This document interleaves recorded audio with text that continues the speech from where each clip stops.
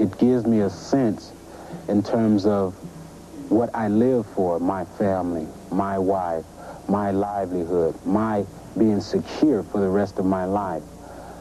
I work my tail off so much harder now than I've ever had before. I don't want my son to do what I do. I'd prefer them be a doctor or a lawyer. Take their own steps towards the road that they'd rather choose for themselves rather than for me to choose it for them. Typical of a fighter who has been on the top, and now he's on the bottom. It's typical. From what I experienced, my reading and knowledge of a fighter that one time great, now he's a bum. Lost it all. Lost it all.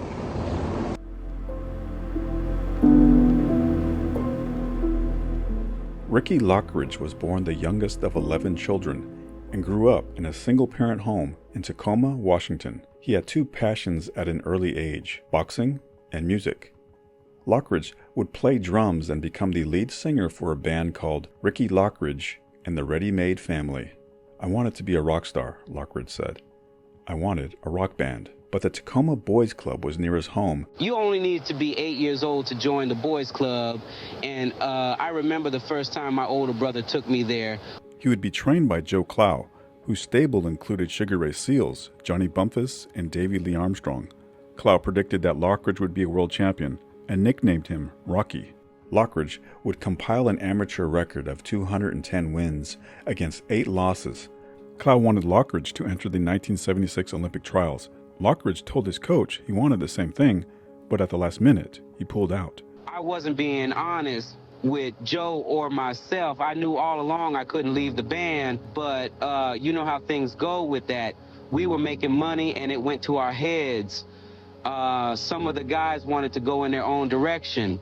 "I was rehearsing more than training," Lockridge said, "but we broke up in 1978. We got successful and didn't know how to handle it." Lockridge would find work washing cars at an auto dealership in Tacoma before he got a call from his old friend, Leo Randolph. Randolph won a gold medal at the 1976 Olympics and was now a world champion. He needed a sparring partner and put in the good word for Rocky to his manager, Lou Duva.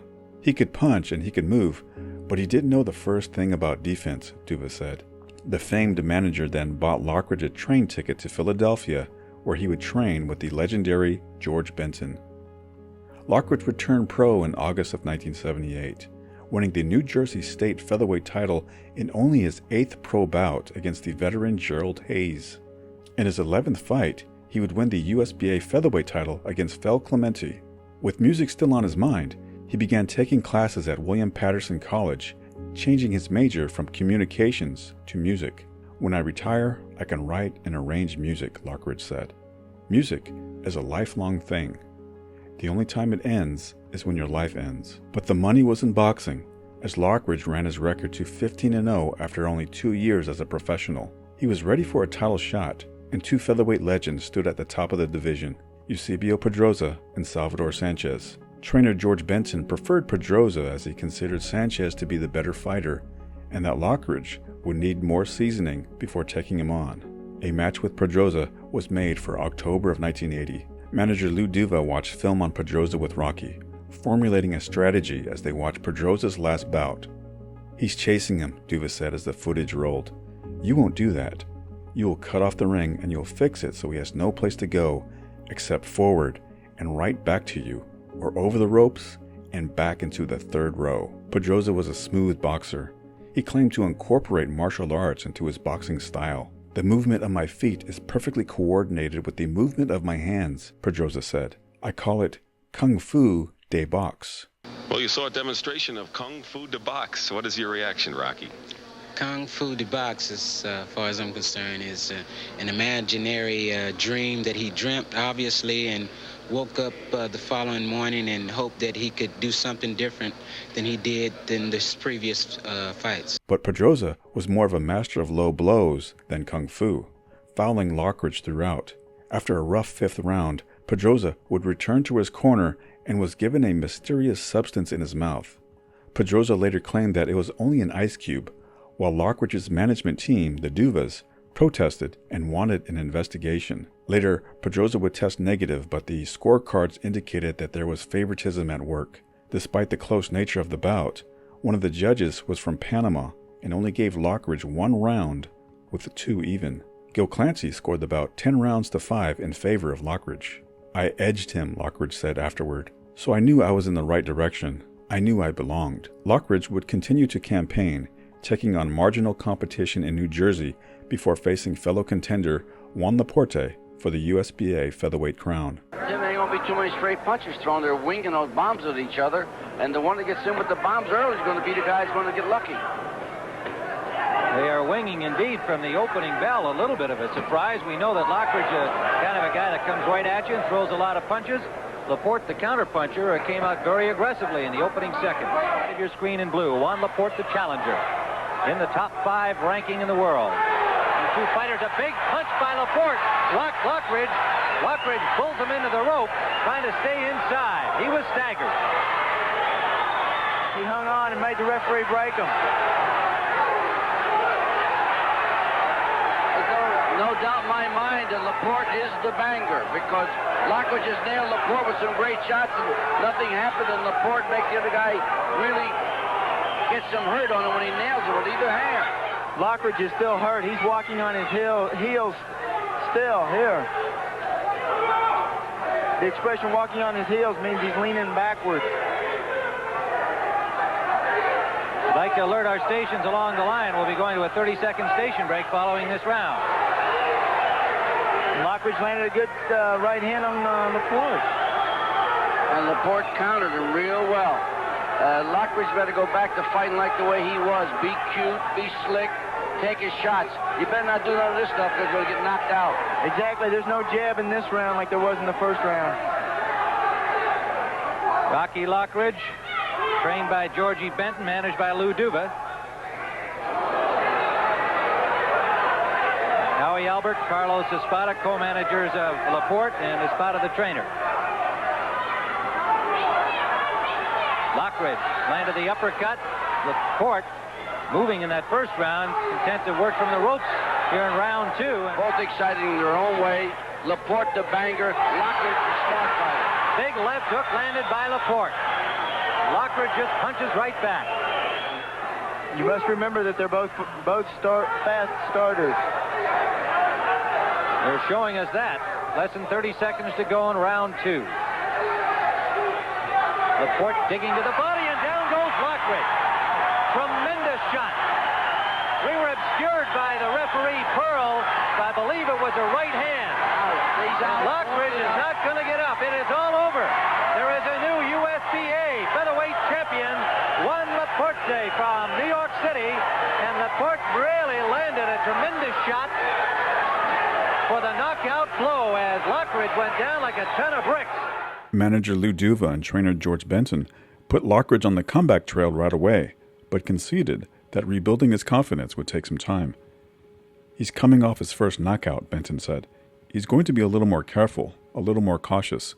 He won't be as reckless as before, but that's to be expected with a younger fighter coming off something like that." That left hook lifted his left foot off the canvas. Lockridge went to the body with a right hand. Rojas trying to fight his way out of the corner. Rocky trying to take advantage here. He has hit Rojas with a right and the left heavily in this round. Oh, sure. That's all he's thinking about. But he's also got a little bit of Juan Laporte on his mind, because Juan Laporte, I think, is going to be next at Eusebio Pedroza. And it's not like Juan Laporte is a nothing fighter. Juan Laporte is one of the best young featherweights in the world, and Rocky has nothing to be ashamed about being knocked out at the hands of Laporte. Too tough. Lean them good, vicious body shots at him, you understand? And then when you see a shot at him, let it go, you understand? Now listen, he just touched you with a couple shots, but I don't even want him touching you, you understand? When you see him reach out there with anything, make him miss the shot. Okay. I don't want him to touch you with the shot, right? That's sharpen that jab up, Rocky. You're throwing that old put up at a jab again. Sharpen it up. You know, knock his head back with the jab. You know what I'm saying? Everything's sharp now, right? Okay, yeah. Now, get back to that body now. Let's go ahead and take over. You should take him out of there in 3-4 rounds. Okay. Then start getting close and start pushing to that body. Okay, baby? All right. Body. This is like a game that Nolan Ryan might pitch. One of those shutout no-hitters. It goes by very quietly, very effective. No flash, no excitement, just a job, and in fact, well done by Rocky Lockridge. He has done what he's had to do. He hasn't knocked out Triz. That will displease the fans here, but it looks like he has carved out a decision. Rocky Lockridge, blue trunks. Robert Mullins, the red trunks. Mullins is starting to miss these long looping punches. He just got nailed. He's hurt. Got nailed with that right. Yes, he did. He's hanging on. McCanny's giving him a close look. Look at him, watching him. He's also breathing. He's breathing with his mouth wide open. This means he's very tired. Oh, there he goes. Got caught by the left hook. Nice hook. All right, he's still in action. Before the calm for Mullins, I think this is a desperation rally. Voice you hear with me, Randy Newman, former heavyweight contender. Written some outstanding boxing articles, by the way. Had a recent one in the New York Times. Oh, what a body punch. Almost collapsed him with that. Right in the liver. He dug the left hook up and brought it up from his toes. There he goes. 2, 3. McCanny stopping the fight. Going to stop the fight. Not a bad idea. Take a close look at him. It's all over. It's all over. Heavyweight fighter here, Rocky Lockridge, has won the night. Congratulations, Rocky. Thank you very much, Kurt. You need every one now to go back and fight Pedroza for the championship. That's right. Not only do I have to prove myself to my people, what I'm saying by that is my immediate, but also to the public. I've been down and out, so to speak, at the end of the year 81. But this is 1982. I fought once, and this is my second fight for 1982. I'm here to prove myself. Well, you've had 19 KOs now, and how was this, Mullins? First of all, I want you to look at his knockdown in the 4th round. Analyze it for us. Coming up. Well, Kurt, he was very tough and determined, as you've seen. I was cautious and playing a very patient role. I didn't want to get careless to the point to where the same thing happened. I caught him with a left hook. You saw that I was obviously cautious to the point where he was punching and all I was doing was catching until he stopped punching and he left himself open for the left hook. Randy, question for him? I thought the punch that did the real damage is that left hook. You hit him with the body about 30 seconds before you took him out. Yes, that's right, Randy. I saw also myself that the body attack was very devastating, and not that I did it continuously because I didn't want to do nothing continuously. I didn't want to do the same thing over and over again. I was looking forward to the point when I could throw a body shot and then come back up to the top and seriously do some damage, take him out of there. Punching attempts. Nothing left but the desire to see the 10th round here. I think this guy wants to finish out this fight.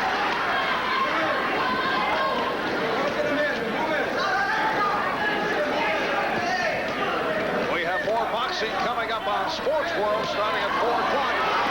Eastern time as Nieto again really went down. Lockridge blocking him and looking to put him away. And Nieto placed by the ropes. It's all over. Cappuccino has stopped it. And there is Mrs. Rocky Lockridge. First question has got to be in my mind is, weren't you frustrated? You hit that guy with everything. That's right, Dr. Freddie. Hitting him with everything but the kitchen sink, and he just seemed to just take advantage of it. It more or less woke him up and brought him steadily coming to me. You know, Johnny Bumpus came by the table and he said if he could just double hook him, he could get him. The second punch could get him. Did you feel that? Dr. Freddie, that's exactly what my corner was telling me, to double up on the hook or the uppercut and then double up on the hook. But what I was doing, I was more or less head hunting with the hook. And it was obvious, Doctor, that I couldn't catch him to the head with nothing. All right, the question obviously is, all of us that saw the Pedroza fight felt that you had been robbed in that fight. You obviously got that in your mind. What's the timetable? Lou Duva, what's the timetable for getting this young man a title shot? Well, we're anxious to get a title shot. Ferdy, he's come back. Rocky is right. He can fight a Pedroza. He can fight a Sanchez. He'll fight anybody at 126. We're ready at any time at all. Rocky Lockridge has been boxing since he was 8 years old. He won his first junior Olympic title as a 90-pound 14-year-old and won the first of his 2 national AAU titles at age 16. Oh, good left hook. Hernandez is down. Great left hook by Lockridge. 5, 6, 7, 8, 9. Hernandez up. We're just 1 minute in. Round 3. Because that's where the knockouts come.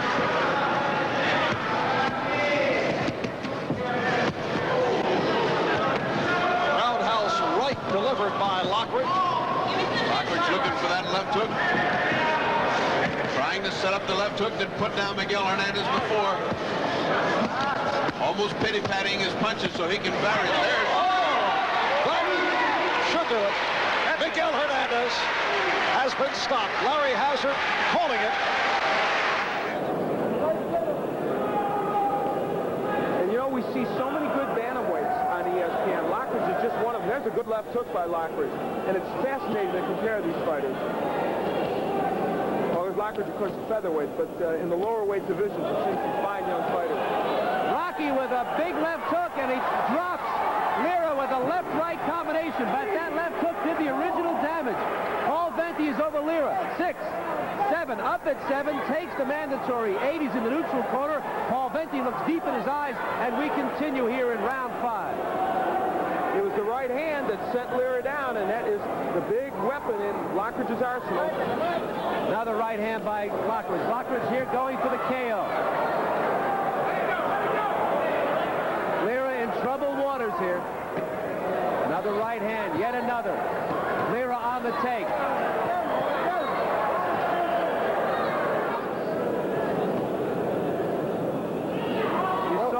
Angel lead with a right hand. He caught Lockridge on the head. It was a pity pat. Nothing on it. Lira is still trying, but as we see, Lockridge is just raking him over the coals with both lefts and rights. Coming up, undefeated middleweight Bobby Chez against Chris Lissen, scheduled for 10 rounds. A featured bout here on Saturday night at the fights. And Paul Venti stops the one-sided fight. Lockridge logged 7 straight victories before earning another shot at Pedrosa's crown. This go-around, Lockridge weighed in light at 122.5 pounds, getting confused as the weigh-in would be measured in kilos. Lockridge thought he had to be at least 2 pounds under the American weight.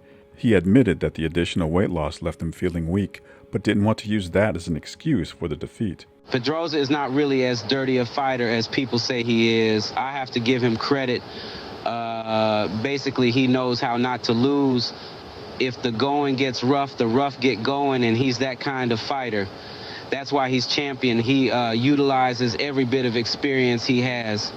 I thought my first fight was close to where I could have been given the decision, but I didn't expect to get the decision in the rematch.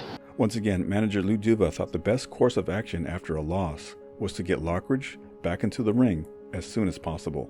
Lockridge would move up in weight to the junior lightweight division, and he would take on former champion Cornelius Boza Edwards. Trainer George Benton was confident of Lockridge's chances. Boza's not a great puncher, Benton said. He's slow. He's there, and Rocky can hit him. He can fight him inside, too. Rocky is now a finished product. The win put him back on the map, but there were boxing insiders who had written him off because of the Pedrosa losses and the devastating defeat to Laporte. Lockridge would get a title shot against the undefeated Roger Mayweather, but was seen as merely a tune-up. Mayweather was seen as a smaller version of Thomas Hearns, mowing down opposition with a big right hand. Lockridge would enter the bout as a heavy underdog. Rocky, you've had more experience in championship fights than the champion. How does experience affect the outcome of a fight? Most definitely. I'm not going to say that it will be the factor, but I've had as many knockouts as he's had fights, and quite naturally that will make a difference. But I'm not going to say that it'll be a factor to the outcome of the fight. But then again, experience being the factor in terms of if the fight goes 15 rounds. If it doesn't go 15 rounds, it will be Roger Mayweather laying on the canvas. He's got to be thinking about this first-round jinx that he's got. Once he got put out by Laporte, once he got dropped by Boza Edwards, he's susceptible this first round. And the Black Mamba knows it. Both fighters pack knockout punches. Both are power. Both love to put the pressure on each other.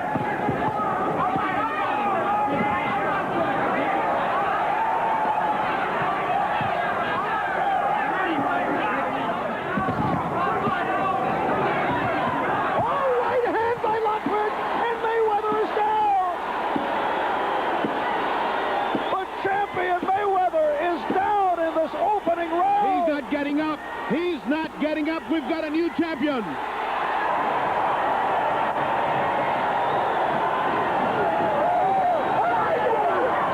a stunner, Rocky Lockridge has knocked Roger Mayweather in round one.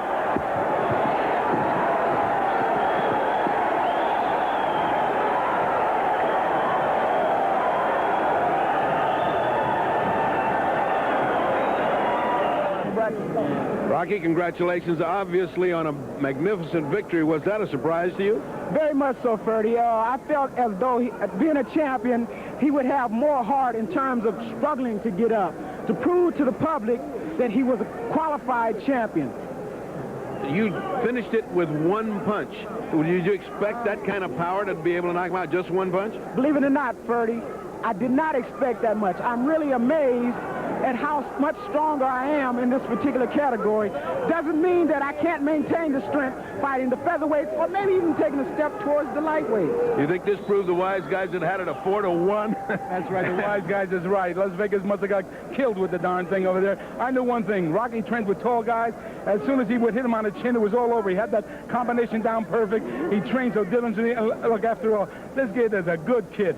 He deserved to be the champion of the world. Can I say one thing, Ferdy? I'd like to say this fight was in honor of three great fighters out of the Tacoma Boys Club, now residing in Tacoma. Leo Randolph, a champion in my own opinion, Davy Lee Armstrong, and Sugar Ray Seals. I'd like to also say this is dedicated to my mother, who unfortunately was unable to make it. She was deprived, and now it's going to be one of those things to where she'll be on the spot each and every time. Well, there'll be a lot of two-punch. We got Rocky Lockridge, Johnny Bumpus, and we're going on more. Let's keep going with NBC. On that commercial, we'll return to Marv Albert at ringside. Finally a champion, Lockridge would defend his belt in Alaska and in Italy before facing the legendary Wilfredo Gomez in Gomez's native Puerto Rico. Shades of deja vu hit when Lockridge appeared to outwork Gomez over the distance, but when it came to announce the winner, there was a feeling in the air that Lockridge wouldn't be leaving the ring with his belt. Unanimous decision. Y nuevo campeón, Wilfredo Gomez. But that's not the way it's said. Well, Ferdy, we all go through some tough breaks in our life, in our career, whatever our career may be. I think that I was out hustled. Being that I'm the champion, I was the champion. I was a little more too relaxed, a little much too relaxed. Why did you stop fighting in the middle rounds? You had him on the verge of a knockout, and then you just froze for about 4 rounds. Why? Exhaustion, Freddie. I'm not going to say that the heat was a factor, the ultimate factor, but I pushed myself as best I could, and I was out hustled. The heat, the humidity played an important role in this particular fight. The audience must have played some role in this as well. I know, Lou Duva, you're fiery, and I know you're hot. Where the hell did they get off giving him the last round? They give Gomez the last round. He punched him full of holes the last round. He punched him full of holes the 11th round. Sure, he relaxed in those middle rounds, but he didn't lose his goddamn fight. For Christ's sake, all right. I can't believe it. All right. It's a tough one to lose. You're in Puerto Rico, and that's the way that goes. I gave you the fight, but 3 judges, one from Canada, gave the other guy the fight, so he is the champion, and you must admit, he has got a champion's heart, Rocky. Very much so, Freddie. I won't give up hope. I'll be back. A year later, Lockridge would face a future legend in Julio Cesar Chavez. Chavez would injure his knuckle in the 4th round and seem to outmaneuver Lockridge before Rocky could mount a late-round comeback. Chavez would win a majority decision. A year would elapse before Lockridge would get another title shot, this time against IBF titleist Barry Michael of Australia. The fight would be one-way traffic for Lockridge as he would bust Michael's eardrum and force the tough Australian to give up his belt. 2 more defenses followed, and Lockridge was back on top. In December of 1987, He would speak to an audience of junior high students at Harrington Middle School in Mount Laurel, New Jersey. "If you want something, go for it," he told the students. "Keep trying for that ultimate position, that ultimate goal, and stay away from drugs and alcohol. They are a way out, a ticket to nothing." In July of 1988, Lockridge would lose his title over 12 tough rounds to the upstart Tony Lopez. He would floor Lopez in round 8, but Lopez arose and outworked Lockridge in the final rounds. In the rematch, 8 months later, Lopez had an easier time flooring Lockridge and taking another decision. Lockridge blamed the losses on personal problems that he refused to disclose to reporters. "It's a little too personal to expose," Lockridge said, "but I had something that was weighing on my mind. I was there physically, but not mentally." After winning a slugfest against Mike Zena, Lockridge would take off nearly 3 years from the sport. He would return in 1992, but was little more than an opponent. He would lose to Rafael Ruelas and make his last ring appearance against Sharmba Mitchell. In 1993, Lockridge would leave his wife and 2 sons in Tacoma, Washington, and move to Camden, New Jersey. He would struggle with drug addiction for the next several years. His family had been replaced by a group of addicts that hung out at Camden's notorious Bergen Square neighborhood, loitering on street corners, alleys, and going in and out of liquor stores. Lockridge was now penniless and living on the streets, having lost an estimated $3 million in ring earnings. Now suffering effects from a stroke, Lockridge hobbled around with a cane and became known only to his fellow addicts as Champ. A fan named Bobby Toney found out Lockridge was homeless and helped the former champion, getting him into a substance abuse program and off the streets. After an appearance on the A&E reality show Intervention, Lockridge was able to live sober for the remainder of his life. "He had a good heart," Perry Dawes, a friend and former sparring partner, said. "He brought himself back up from the bottom." In 2012, Lockridge would have another stroke, debilitating him. He would die 7 years later at his caregiver's home after suffering another series of strokes. "He sought Christ and was a true fighter in his final days," childhood friend Paul Brown said. "Doctors were in disbelief that he kept holding on from those strokes. I truly believe he wanted to go out on his own terms. He wanted to be at home and was ready to see the Lord."